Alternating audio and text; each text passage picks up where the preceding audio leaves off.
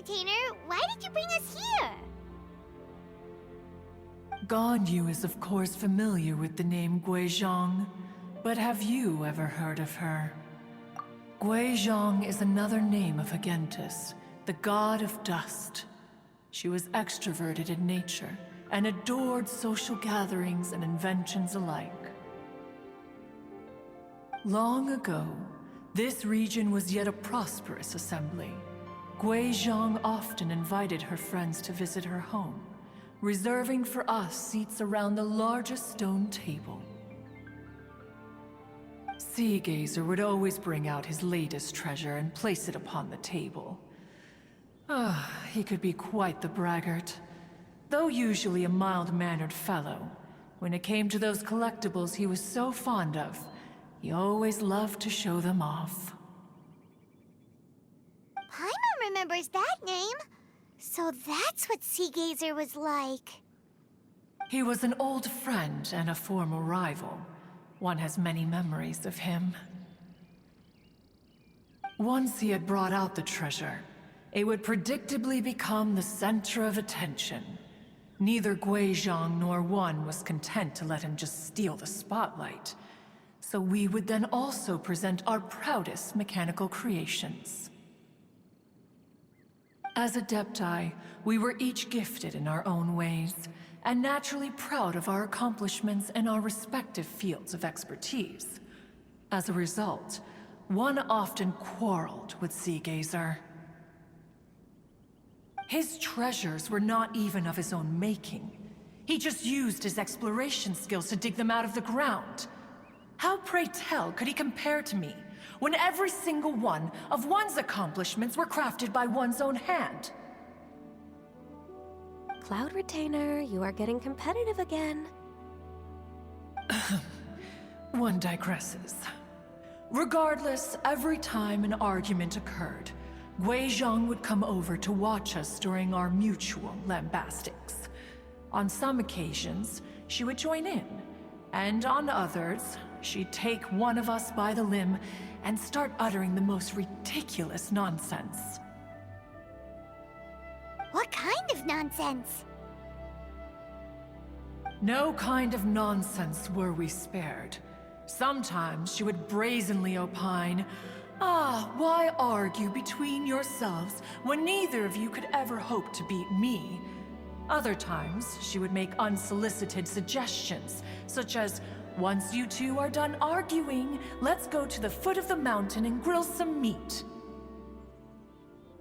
She always sought to make everyone happy, and one must say, she had quite the gift for it. No matter what nonsense she said, one never felt bothered or offended. It also helped that she never referred to one as that illuminated bird or ladybird. Come on, get over yourself! Anyway, just as our impassioned arguments would reach the apex of acrimony, Marchosius would bring his delectable dishes to the table. Who would dare snub the stove god and his wondrous creations? At the sight of him, we would all immediately drop the argument and prepare the table for a night of feasting and drinking. Back then, one was always bothered by how the cups Rex Lapis brought were always too square for one's taste. Can you see yourselves ever enjoying a drink from a square cup?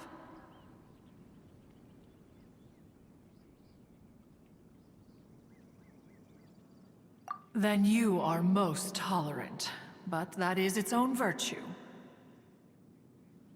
Even one could never find fault with Marchosius's cooking. As we ate, Guizhong would continue to find topics for conversation, filling the table with humor and laughter. Each of those old fossils had their character flaws and points of obstinacy. So why was it that whenever we dined together, we always had a marvelous time? We would drink together from a spot high in the mountains until the moon set and the sun rose, and only then would the banquet finally come to an end. Streetwood Rambler would often remain to admire the flowers with Guizhong before returning to her own abode. The glaze lilies were far more abundant back then. Entire fields of them would appear to the eye as a veritable sea of flowers. Streetward Rambler? That would be Ping. You probably know her as Madam Ping. Oh, okay.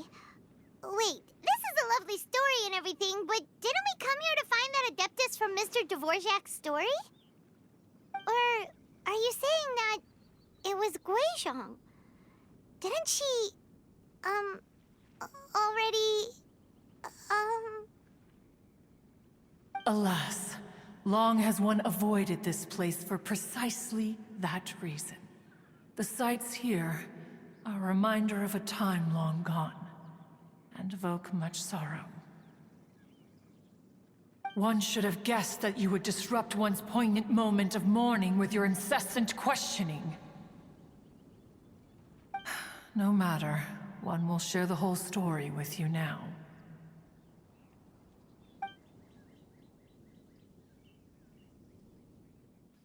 In times gone by, one quarreled oft with Guizhong concerning mechanical principles. We each had our ideals, and neither would yield. Under the pretext of a social gathering, one invited the impartial Rex Lapis to judge the quality of our creations. But Rex Lapis declared that Guizhong's Obscuro Vulpus mechanism was superior. Though one was too proud to acknowledge it, in one's heart, one knew that Guizhong was indeed the superior talent in the mechanical arts.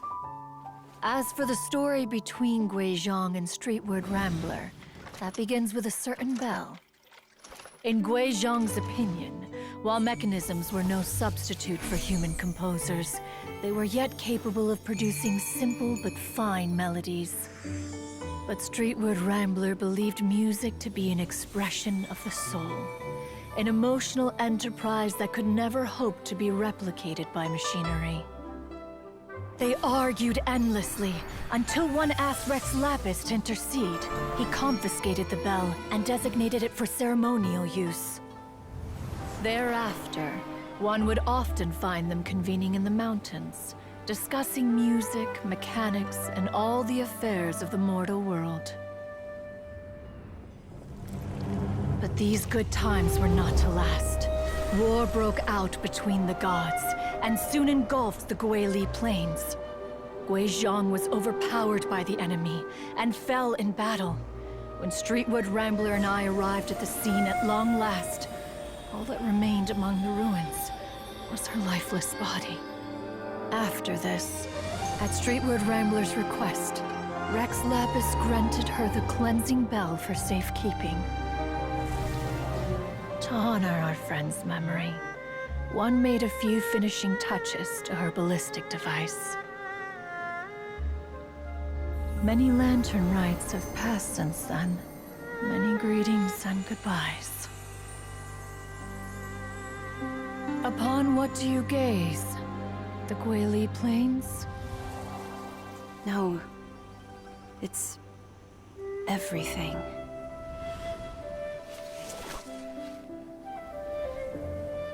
We think of human life as like a lantern that's lit one minute and extinguished the next. But are we Adepti so different? Perhaps as dust settles after a storm, we too must one day return to the world below.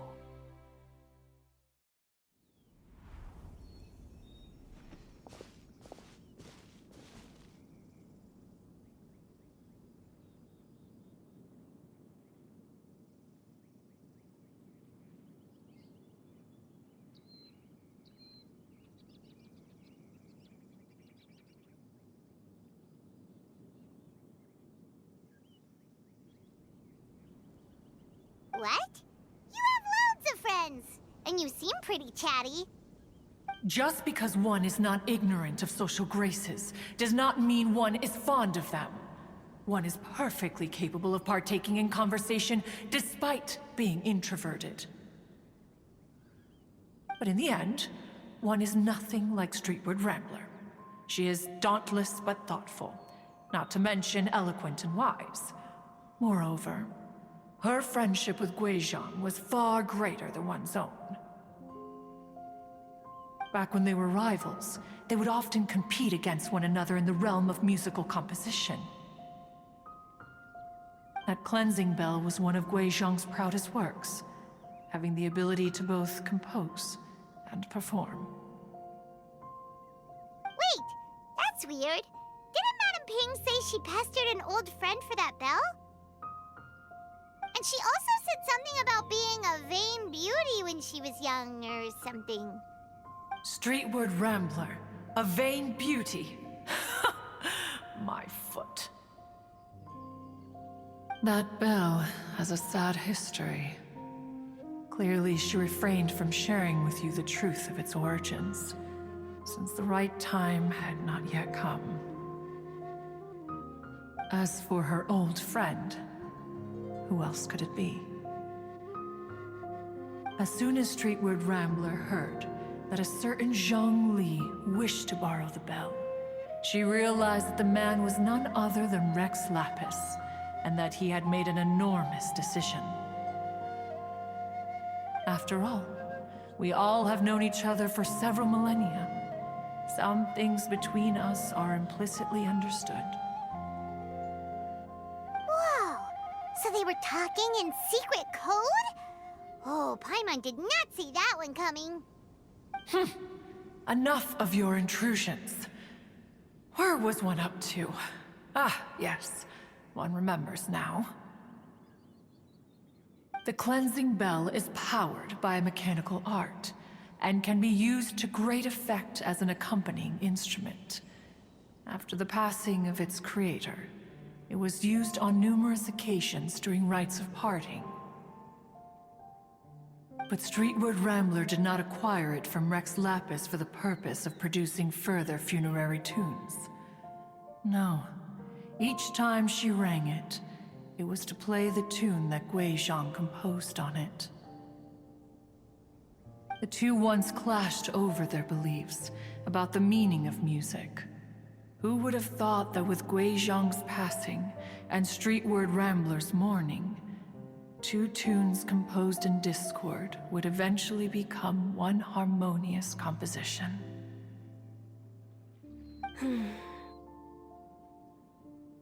Once upon a time, Streetward Rambler also loved gatherings, liquor, and music. But after Guizhong passed, she preferred her own company. She could often be found sitting alone at a mountain summit, contemplating and reminiscing with her zither. The music would go from mournful to soothing to impassioned. Many years passed before she finally composed a melody to her satisfaction. In celebration, she played the tune to the clouds. Regrettably, one has only ever heard her play that tune once.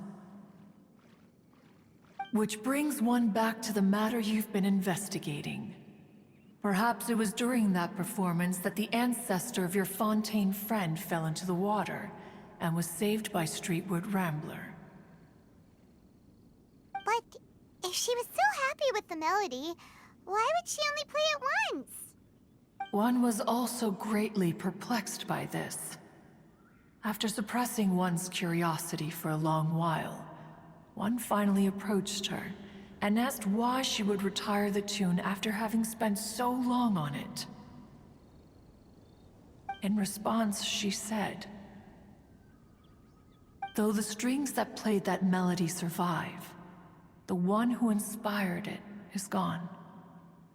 Tell me, Cloud Retainer, when the one attuned to my soul is no longer here, who else could hope to understand this tune?"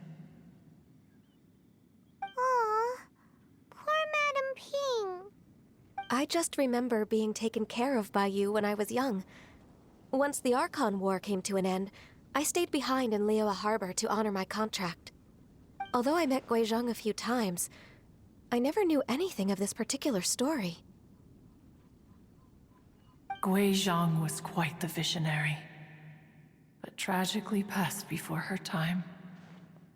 Her manuscripts still lie unfinished in the realm of clouds. Blank pages give one cause for contemplation on what might have been. Had you not decided to search for that mystery Adeptus, perhaps these stories, too, would have been lost to the sands of time. As of now, you know the truth. That the Adeptus who rescued the drowning man was none other than Streetwood Rambler. Do you intend to discuss this with her?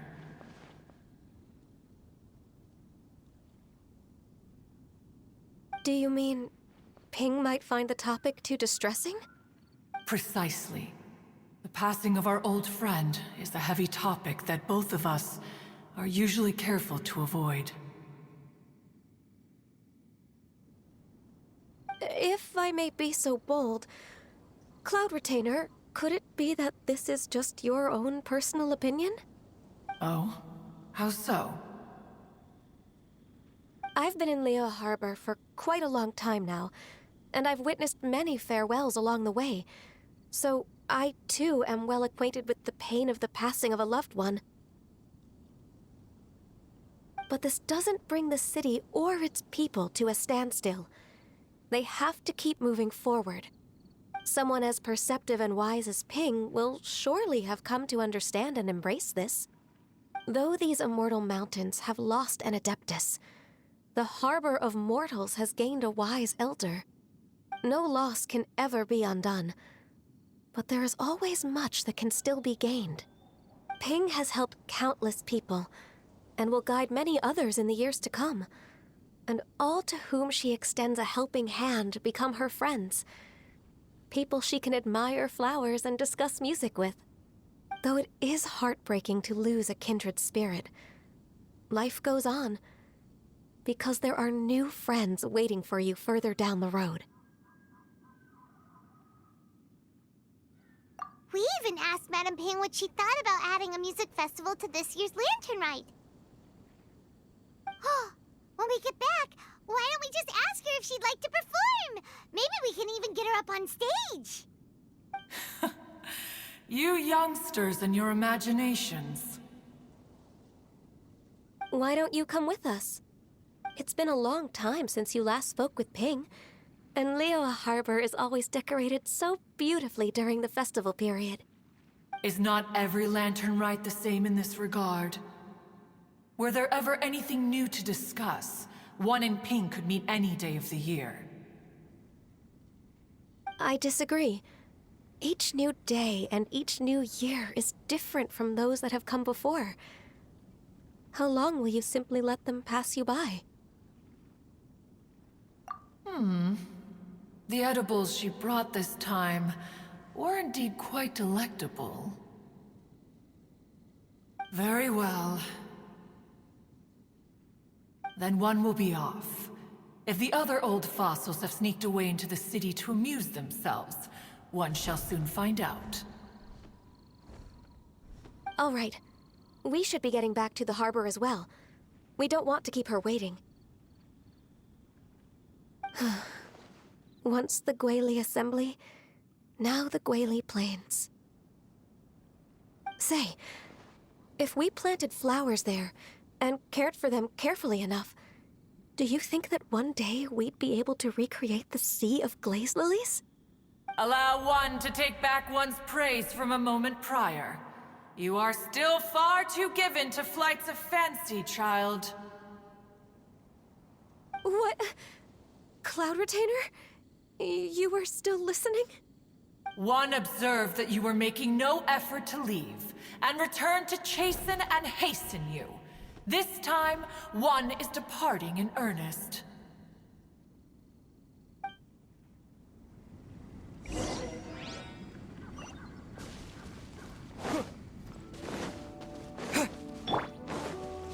Born of ice and frost. We're way behind schedule.